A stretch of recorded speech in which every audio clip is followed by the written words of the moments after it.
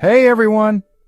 Today I'm going to break down something that can be super confusing but is really important to understand: interest rates and how they impact your loans. Grab a cup of coffee, sit back, and let's dive in. So, what exactly is an interest rate? Simply put, an interest rate is the cost of borrowing money. When you take out a loan, whether it's for a car, a house, or even a personal loan, the interest rate determines how much extra you'll pay back to the lender. Think of it this way. Imagine you borrow $1,000 from a friend at an interest rate of 5% per year. After 1 year, you'd owe them $1,050. That extra $50 is the interest, the cost of borrowing their money. Easy enough, right, Mom? Now let's talk about how interest rates are set.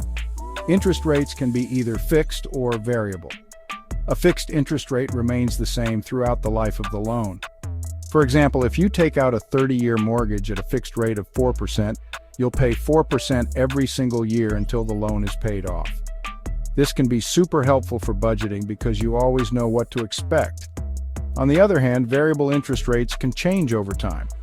These rates are often tied to an index or benchmark interest rate, like the prime rate. So if the benchmark rate goes up, your interest rate and your monthly payments might also go up.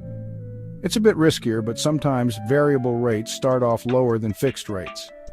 It's a gamble, one you need to think through carefully. All right, now let's look at a quick example of how different interest rates can affect a loan. Say you take out a $10,000 car loan for 3 years.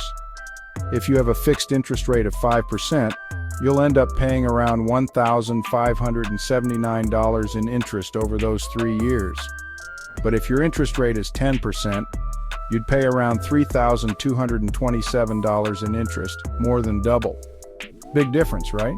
So how do you get the best interest rate possible?